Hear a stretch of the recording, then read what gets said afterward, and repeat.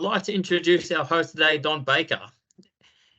Don has had extensive military career and has been right where you are today. He understands the challenges and hardships that you face, and he's walked the path. Don and his team at 8th Mile Consulting have put together 2 training packages that are targeted for both military and their spouses to get the most out of your future and hold you in the best stead for moving forwards. I would now hand over to Don. All yours. Excellent. Thanks very much for that, Dean. I've already met you guys informally just prior to that, and I'll introduce and give you my background as well. So I was an infantry officer for 17 years, retiring as a major in 2019 after doing 17 years service, 4 tours overseas, including a tour of Afghanistan, East Timor, and also Baghdad in 2005. Depending on where you are sitting at the moment, whether you're looking at imminent discharge or whether or not you're within a training sphere where you think that you'll be able to get benefit out of these courses, I just want to highlight as well, Soldier On is a sponsor of this program. So I really want to push and impress upon you that, whether it's for you or for others, there's some great resources that have been developed here. And from my own personal experience, I understand the medical discharge. Both of my knees are shot as well, and it was actually a medical discharge that led to me leaving as well.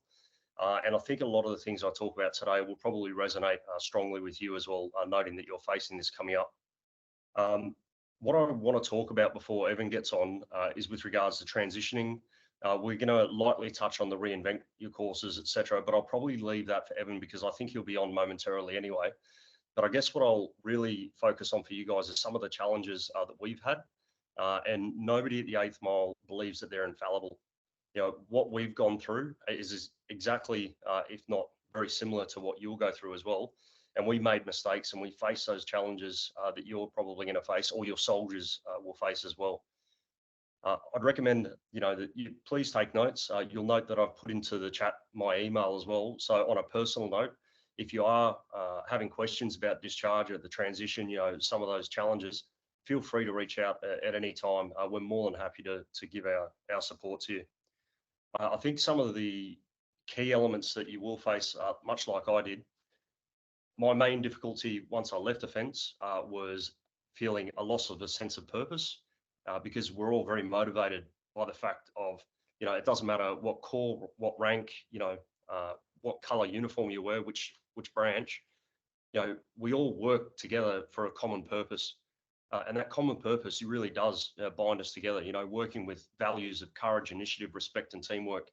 And if you've been embedded into an organisation that has really strong value sets, when you get out into being a civilian again, because you were a civilian at one point, and everybody will be a civilian again at another point, it's really important to understand that you're probably going to get into organisations where those values aren't held as probably highly. So identifying organisations or people around you that share that value set, which will then lead into your beliefs, your attitudes and your behaviours, that will help you immensely. The next part to it as well is a loss of identity. I know for me, I held my career very dear to me because it took me from a previous life that wasn't in line with my values and my beliefs, and it put me into an organisation where there was a family of arms, brothers in arms, and that meant a lot to me. And then when I got out and I didn't have that brotherhood and connection, so I suggest making sure that you stay in contact with your mates that are still within the army, and that's not that you have to do concept of operations briefs with them every Saturday afternoon just to keep your skills up. But just having that connection and making sure you are maintaining those positive connections. For the people that are transferring out, once you get into that civilian sector, finding those civilian connections that you may already have existing. So, close family, friends, possibly people you went through to school with, etc. Reaching out to them and telling them, this has been difficult for me for the following reasons, so that they have context to why it is that you feel like this. A lot of people will make the assumptions that other people just, will understand because it meant so much to me. When you get out and do a civilian career, people switch jobs all the time, and people will look at you and go, mate, it's just another job, you'll move on. And it's not the case. So there are definitely challenges that come up with that. and it's worth addressing up front with those people that are close to you. The next one I'd say is making sure that you've got a strategy. Make sure you've got a plan. Identify the sorts of things that actually do flip the switch for you. One of the mistakes I made, and when I say it's a mistake, I learned a lot from it, so I don't regret doing it. But I went into a contracting role upon discharge, or I actually discharged and I did my master's degree. And then I got into a contracting role, which was working very closely embedded with defence. And for me, I found that really hard to be around people in uniform again, because I was supposed to be there, the person in that uniform. And I was employed as a staff officer, utilising my skills because I had that broad knowledge base. For a lot of other people, it might be good for them to go back into those scenarios and those positions. For me, I don't think it was probably the best thing because it made me miss who I was previously as well. It was actually John Clark, the founding director of 8th Mile, that was actually able to reframe everything for me, which is what I'd like you to consider doing as well. And when I say reframing, is taking what was it that was so important to me as an infantry officer, and what were those values that I had and those beliefs that may have changed, and what did I need to change in my belief system? And a key one that he pointed out to me, because I was a little bit despondent about the fact that I wasn't doing my passion, was, you're a communicator, you're a leader, you're an empath, and all those things can be translated into a number of different environments, which is what we do now. We go into a myriad of organizations where we help people identify what their value structures are. What are their strategic goals? How do you come up with a plan? How do you create organizational efficiency? Everything that you have done within your military career has set you up to be extremely successful within a civilian environment. I'll say that again. It has set you up to be successful in a civilian environment. The amount of civilian organizations that we go into that have never received leadership training, they've never understood how to provide operational orders, how to communicate with people, how to listen to people. A lot of people may look at you and they'll say, well, it was easier for you because you were in the army. You had rank on your shoulder. The biggest throwaway that I always hear, you could just tell people what to do. And anybody knows that within the Australian Army, that's not what leadership is. Leadership is the ability to inspire people. It's the ability to be able to engage with them, have an active listening conversation with them, and then coming up with a plan together. You might be the one that has the final say in the orders that are given, but it's that collaboration and working with other people. So please don't think that skill set is lost on anybody. Even at the lowest levels as well, though, if you're at, and I don't say that I only say it purely as a hierarchical sense, not as somebody that's looking down on anybody else. But if you're a soldier at the lowest level, you have already been exposed to what good should look like. The average soldier and the amount of training that they've had been able to achieve operational efficiencies and achieving outcomes, understanding what a commander's intent is, knowing what a mission and a purpose is. These things are also easily transferable skills as well. At that point, if it's all right, and you don't mind, Dean, because it's such a small group, I might just open that up if there's any questions and put that out there. Look, honestly, I'm just taking it in right now. Because look, a lot of what you said does resonate, and I like to think and work at the same time. Because actually, like drafting up an email as I was listening to you to send you a bit later with a few questions I was going to ask. Because sort of like one of those areas that, and I've spoken to Dan about it as well, is just relating military service and experiences we've had in the organisation to potential employers. Because that's when I've found I've started engaging with them, just trying to get a head start, and that's been a big point of friction. Is you look at a lot of jobs you look at where they want 3 or 4 years experience in XYZ fields, and you look and you're like, hey, in the military I've done that. That's really straightforward, but that doesn't cut through, that doesn't resonate. So I guess that's sort of what one of the things I'm wondering is, like, how do you communicate that? How do you translate the skill set we've developed over years of service and enable, I guess, potential employers to understand how we can provide that to them? Does that make sense? Yeah, absolutely. And especially within where you are as well, you'll be going through career transitioning seminars and different things like that, and you'll have a number of resources at your fingertips where you'll have, a CV, resume writing, etc. There's a number of organisations, I believe Soldier On helps with this as well, being able to translate those specific skill sets depending on what corps, what rank you are, etc. And I would implore you to not pay, face value to those assets that are provided to you at your fingertips. And some of the programs out there are extremely detailed as well. So make sure you're getting in there and you are actually throwing yourself into it, just as if you were going through a job interview process, even though there may not be a job interview at the end of it. Do you know what I mean from that as well? Yep. So as far as transferring your skills and being able to put it into the right speak as well, we have a couple of courses here that Evan will delineate and highlight a little bit more. But specifically the reinventing yourself as well, is it actually taking a step back and, much like we would do an MAP, we go through and we'd achieve a decisive event matrix, and you go through and you look at the effects that you're going to achieve. So not so much looking at how you're going about doing it, but what is the effect I'm trying to achieve first? Yep. When you're looking at those effects, what do I actually want to achieve within my next job? Is it just earning the same commensurate pay that I'm on? Or is it actually finding something that I've got a bit of passion and purpose about? So having that really good vision of where you're going to go to, that will help you, because it also helps inform your subconscious as well. And that then comes into your automatic success mechanism, etc., and your own self-image, and being able to picture who you're going to be in the next 2 years, the next 5 years, and so on. Okay. The Reinvent Yourself course is really good for that. The other reason why I'd say that the Reinvent Yourself is good, and Shorty, this is a good one for you to keep in mind as well. If you get into the leadership development program at a later stage as well, you're around other civilians. It's not just veterans that it's actually tailored to executives from all around the world.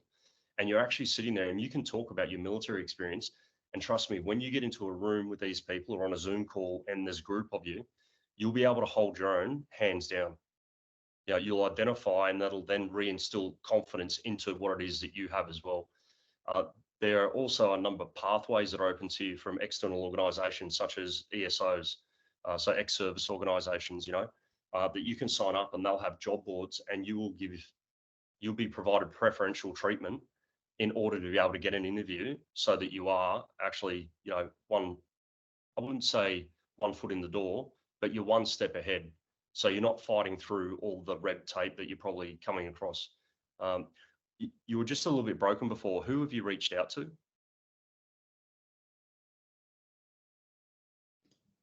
As in potential employers? Yeah. Look, there's been a broad spectrum, varying from so I was previously Brisbane based, so jobs with Queensland University, a few contracting firms, sort of looking into the project management space as well. And there were two parts that I really found that I struggled with that. One was when I was looking at these jobs, I honestly thought I was lowballing myself a little bit. Just on sort of comparable income, comparable duties. And I was finding I was losing out to people who had, 2 or 3 masters. And in my head, I just looked at it and said, if you've got that level of qualifications, why are you going for that job? That was one part. And then the other part is straight away, the feedback I was getting was, oh no, we want someone who has 3 to 5 years explicitly in this field. Yeah. Yeah, and without knowing exactly individually what each role or what position description that you were going for as well, it's also good to note that identifying the workplace that you want to go to as well. Much like the Army, when I joined, I wasn't accepted as an officer because I did American high schooling. So I thought, it doesn't matter to me. I can get into the officer stream later. So I accepted a job as a cavalry soldier. And lo and behold, a position came up anyway. So I went directly to RMC anyway. But, if you can identify a position within that is going to be a good organizational fit for you as well. And Evan can talk greatly about this because he's worked for some really big, some of the big fours. And it was actually a little bit soul destroying for him as well. because he didn't realize he was going to get into such a large organization that didn't have any sort of value set or real sense of purpose, and it was all about the bottom line. And you'll probably pick up a theme with anybody that you meet from Good to Go. Sorry, not Good to Go, from 8th Mile. Slight plug there for me. But anybody from 8th Mile, we're all passionate about helping people, and that's why the motto is good people helping good people. So the other one that I'd probably recommend as well is making sure that you're looking at your LinkedIn, building your profile and making sure that's appropriate as well, but reaching out to key people within the industries that you're meeting. The old adage of it's not what you know, it's who you know. Everybody would sometimes look at the Lance Corporal in the Q store and go, that guy has no role or responsibility whatsoever. That guy is the person that you go to if you need anything, because even behind the QM's back, he's the one that can get things done. When we're overseas, he's the one that could get the goat so that we could eat. Nobody knows where he got it from, but everybody has a particular penchant of being able to do a particular role. So reach out to the people that you want to have either mentor you or shape you, or people that you think can put you into the right direction of people that can do the thing for you. Okay. So building that network out as far as you can would be a good step forward as well.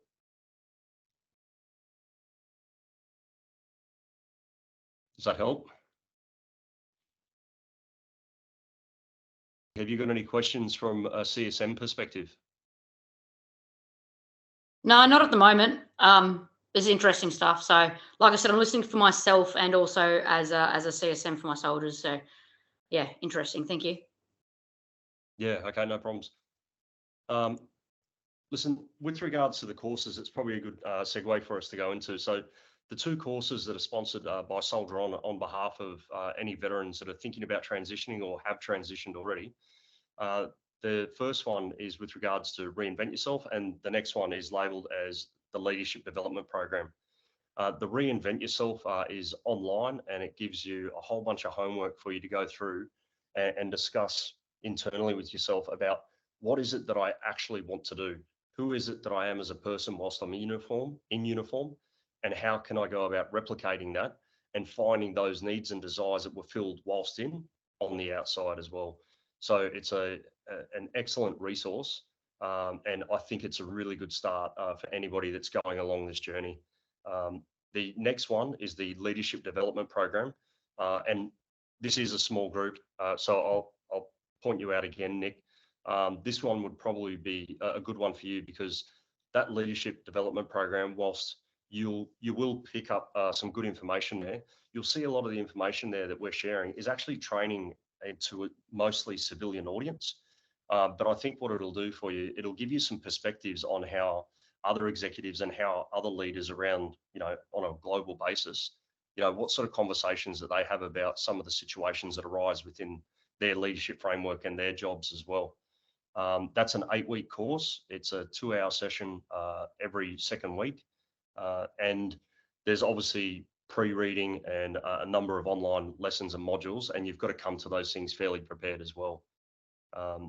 So really, that's what I've got for you today, Dean. Chloe, did you have any questions?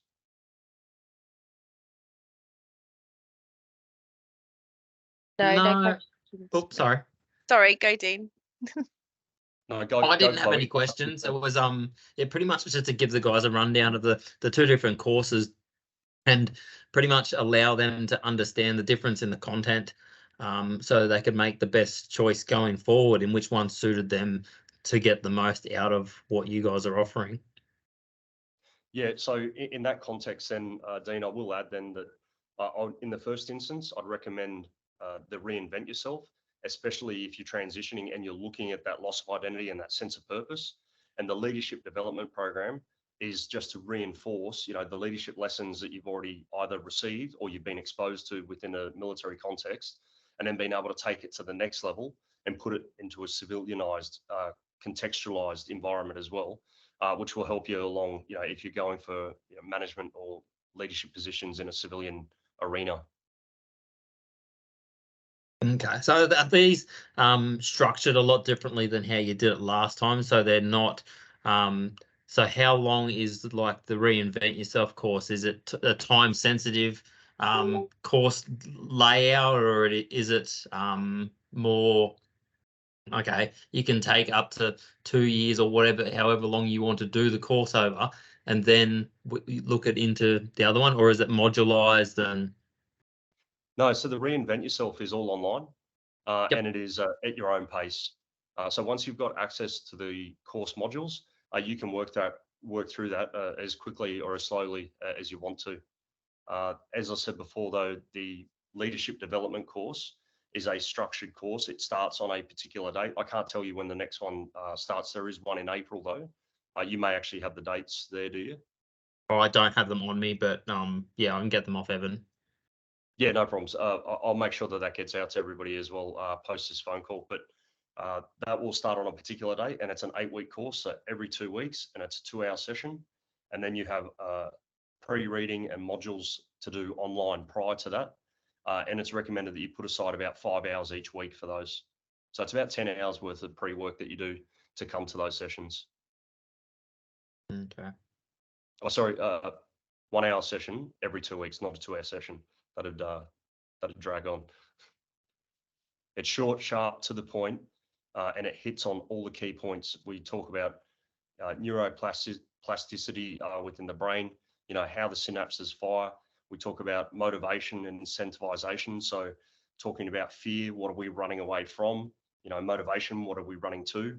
How do we combine those two to get the best out of our people?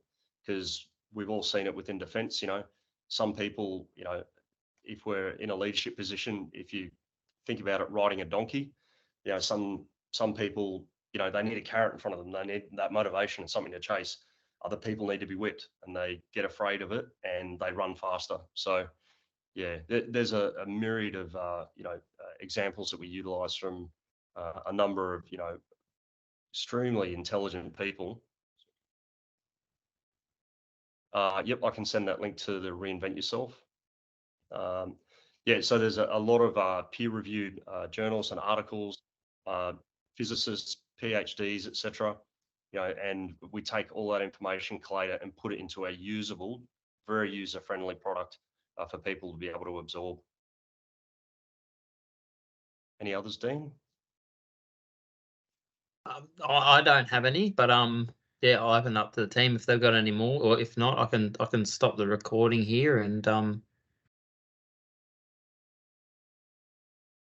Yeah, I don't have any questions. Dean and myself have been talking to Evan at length about these, fantastic opportunities for our participants. So, if there are any questions from our participants, either now or for those that review the recording, we can share the landing page, because there is actually a Soldier On landing page, the 8th Mile Consulting, which has all the information on there. So yeah, we can share that with you. I do have one question. So I'm looking at the website now with the leadership program. You said that this is sponsored by Soldier On. What does that mean? Does that mean that they, sorry to be stingy, but does that mean that they cover the costs of that program, or is it that they're sponsoring you? Is it that they sponsor us to do the program? Yep, so they're covering the costs for soldiers. This is an agreement between Soldier On and 8th Mile in order to be able to assist supporting veterans. That's So- fantastic. Yeah, I'll just jump in on that, just to so everybody's aware that Soldier On, actually, we don't offer financial assistance for anything in terms of our services. But what we did do with 8th Mile Consulting was do a letter of support for funding. So it was a grant that funded Gotcha. it. So it wasn't actually Soldier On itself, but it was a grant. Yeah, just to Okay, clarify makes that. sense. Yeah, No, so that's good. thanks for the clarification on that as well. Yeah, that's okay. But the crux of it, you're right though, Shorty, is that there's no out-of-pocket expense. This is a product that we do sell though, and the value of it is, quite significant, because the product is fantastic. It's a fantastic element to have within your toolbox to be able to reach into. But at the same time, I think that when you're speaking to your soldiers as well, that this is not a throwaway. This is not for people just to think, oh, well, I'll get to it when I get to it. Like, this is something they really need to invest in and get what they can. And it goes back to what I was saying about, when people are looking to get out, don't half-ass it. Don't just think, oh, well, I'm just going to cruise on out and I'll fall into something. you transitioning is a full-time job as well. You know, so you need to be strategic and you need to make sure that you have a plan. Yeah, no, I'm looking at the reinvent yourself is definitely something that I'd be saying to my soldiers who are not sure what they want to do. You know, this is perfect for them. I know what I want to do when I get out. It's taken me 18 years or 15 years to work out what I actually want to do, and I finally actually know what I want to do. So I've just finished my Cert 3 and my Cert 4 in PT. I've got my own small business registered. I've registered with AusActive. I'm still in full time, so I haven't actually done that much yet. I'm also a cricket coach, level 2 cricket coach. So it's about, I want to do have a small business to do with sort of coaching and stuff like that, which is why this initiated like me enrolling in this for myself for that part. And then the reinvent yourself is more for my soldiers, I guess, you know. Great. And, you know, from what you said during the intro with regards to, you know, playing army soccer and army cricket and, you know, those sorts of passions within your life, you know, if you can go and find something where you can create a passion or go through and replicate that passion that you had within defence and then also get a wage from it as well, that's an absolute win-win. You know, it was Thomas Edison, if you find a job that you love, you'll never work a day in your life. And I can't highlight that enough, you know, getting your soldiers to have deep, hard conversations with themselves about what their passions are outside of being green is pivotal on making sure that people have a good, positive mental health state as well. Because people come out and they go into jobs, and I've seen it a lot, especially within the officer stream, that they'll go and find jobs where they think I need to be on the same commensurate rank and pay structure. So I need to be a senior consultant, or I need to be working for Deloitte or KPMG. And I'm not bagging those organizations, you know, they're very good organizations. But if it's not a good fit for purpose fit, it's not going to work, you know. They tend to overwork themselves to try to get to that next rank level, and then they get burnt out and they have significant fatigue, and a lot of other issues then start to come out as well. And it plays out within the family environment. We've all deployed a lot. You know, the last 20 years, 2 decades has been busy for the ADF. And the brunt of that is being borne by us and our soldiers. So I'm just admitting Evan in now. So anyway, that was really nice to meet you all. Thanks for coming. No, I'm just kidding, Evan. Yeah. So yeah, I completely agree with you, Shorty. If you can make sure you push that onto your soldiers and make sure they have that good strategic plan, but making sure it fits in with what they do. I'm very lucky that I knew Dave and John. You know, I deployed with John in 2012, so I've known him for over a decade now, and we've worked closely with each other over that time that we were in the green uniform.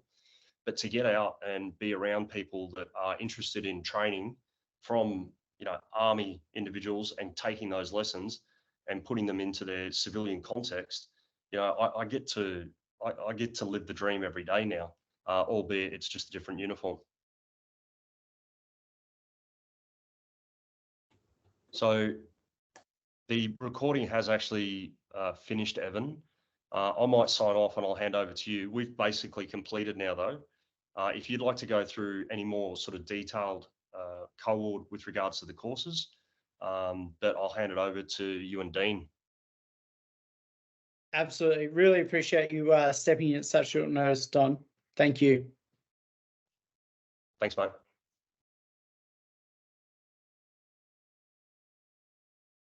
Team, what questions do you have?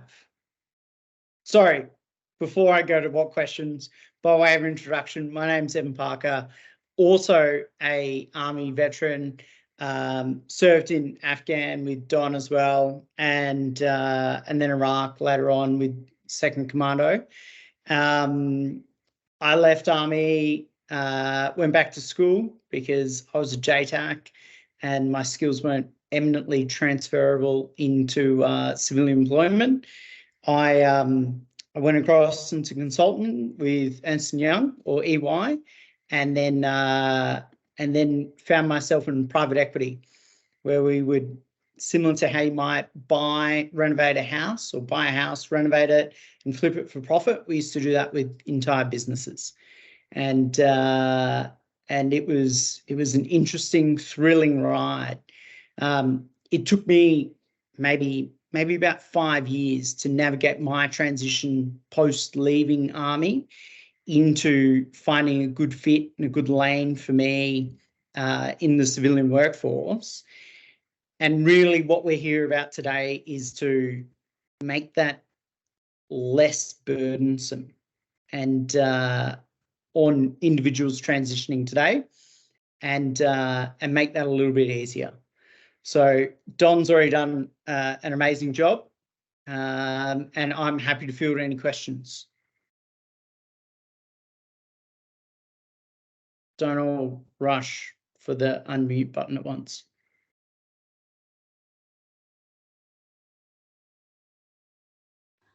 My questions were already sort of answered, Evan. So I don't know if he has any. Yeah, look, you throw me under the bus here because my questions are sort of answered as well. I'm sure I can tap dance and think of something.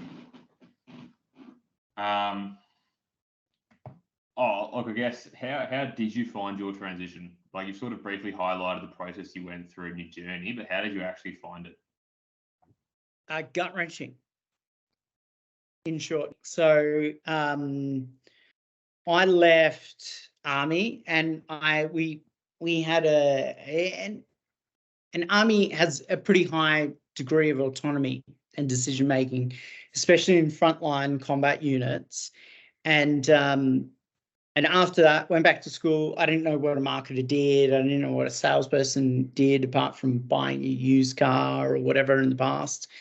And I certainly didn't know finance or accounting or anything like that. So I thought the best step for me was to head back to university to glean some of those skills.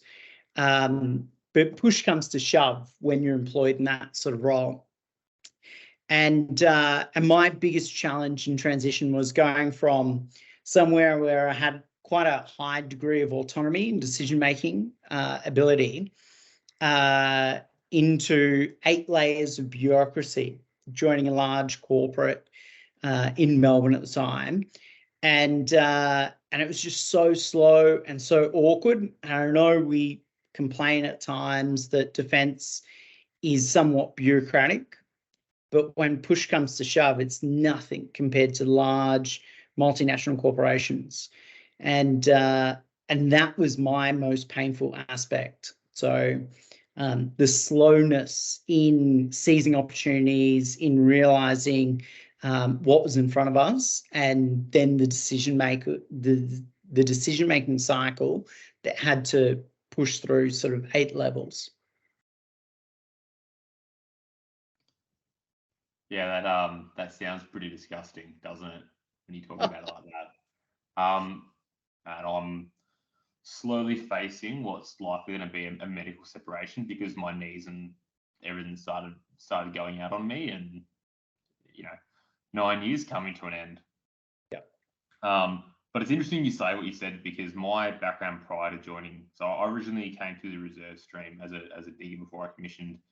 And I went to uni, I got my business accounting degree. And one of the decision points that led me going full-time Army was because I come from a family of bankers in business. Mm-hmm. And I had zero interest in going down that pathway. I don't want to say black sheep of the family, because I'm definitely not.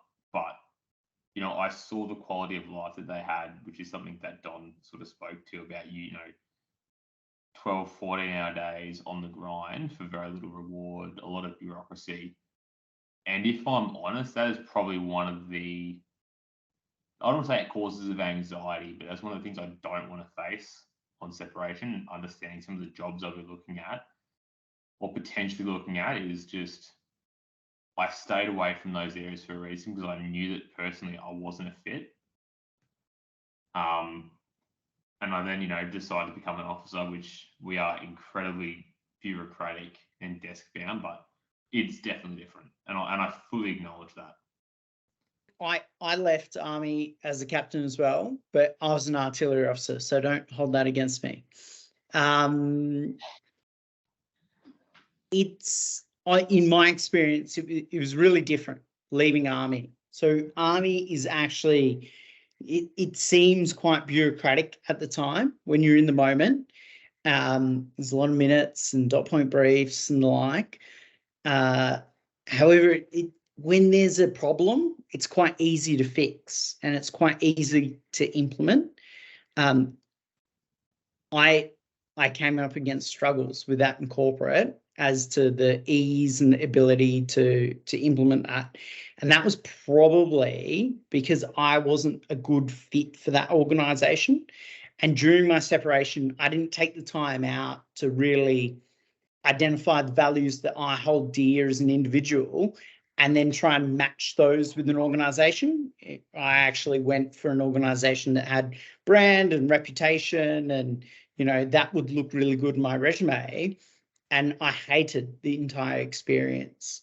And so sort of part of what we've developed here is how do we get a better fit in the first instance instead of going through that grind, you know, joining banking or finance, whatever the case is in your family history, and wearing that like really as an abrasive element in the first instance, and then how do we leap forward and find a better fit for a better organization? And when we think about interviews, you know, unemployment rate and in Australia is what, 3.7% at the moment. It's an absolute historical low. And what we're finding as we consult more and more businesses is they're having trouble, first of all, attracting good talent and then retaining that talent. And the real challenge is can we find that fit? And, you know, in the interview process, it's not us succumbing to the interviewer's questions. It's a bit of leeway. It's a bit of a negotiation between the two fronts. Yes, am I a good fit for you? And then are you a good fit for me? And that was the piece that I failed on my first role stepping out. I didn't really press on that. And I went for the brand and the prestige in the first instance and regretted it for the preceding 2 years. Yeah, no, I can imagine. That is one thing I've definitely noted at the organisation is that within the ADF, everyone understands their left and right of arc, and we know what we're responsible for. And like my partner, she works in advertising. Basically, she's Tom's background, but project management for all intents and purposes. And even the conversations I have with her about how they promote people within their organisation, who they hire for certain jobs from that leadership management perspective, it's not leadership management perspective at all. You know, and that's sort of, I guess that's sort of, I found that as one of my passions is that organizational leadership and change management side, because I can look at these organizations and I see how wrong they're getting it. You know, one of the biggest things I've noticed is that, you know, someone will get a title in order to facilitate or justify a pay rise, but they don't actually understand the roles and responsibilities that come with that title. They just continue to do their old grind for a slightly higher pay and a title, if that makes sense. And yeah. You can see organizations sort of trip up over themselves. Yeah. So when you think about it, you know, in the military, we're exposed to a huge degree of leadership, both training and then experience. And in most civilian organizations that we've come across, and myself personally, in my experience, they don't train leaders. And so what you see is a promotion to a level of incompetence. I'm competent at this role, I'll get promoted. I'm competent at this role, I'll get promoted. I'm incompetent at this role, and I'll stagnate at that role. And I'll be a senior product manager, a senior project manager, whatever the case is. And it's difficult to learn that experience. And this is something that veterans have a really good ability to do because of some of our training and our experience, that we're able to flex to solve problems and also flex our leadership style to adapt to the situational requirements that we're in at that point in time. And so when we think about that, we're a huge value add. Where the real negative comes to when we go for employment is we don't have the hard skills. oh, you don't have the Bachelor of Accounting, or you don't have the Bachelor of Marketing, or whatever the case is. And so that's a really hard leap past the first barrier. But once you pass the first barrier, there's huge value that you can add to the organization. So how do you, I guess the obvious question here is, how do you get past that first barrier? Yeah, so we would have all done stakeholder maps and like network maps in the past. It's essentially doing that for different companies. Who's at this company? Can I have a coffee date with them? Can I have a Zoom call? Can I have a meeting? Can I understand what's your role and why is it important? How does it work? And then if you can ask off the back of those meetings, who else should I speak with? Yeah. So when I transitioned, I went on something like 160 coffee dates around Melbourne. That was my transition city at the time. And I met with weird and wonderful people all around the business community in order to facilitate that. And I developed the inroads. And you would have heard the saying, it's not what you know, it's who you know. Yeah. Well, like, it sounds like a cliche, but it's incredibly true. So the doors that were open for me was all because I'd made the personal connection with the individuals, and they could understand, oh, we're recruiting for someone with these hard skills. We understand you're here, Evan, but your attitude and your experience, we can train you up to this standard and you can exceed that quite quickly. Yeah. So it's really about network. Like, that would be my strongest recommendation.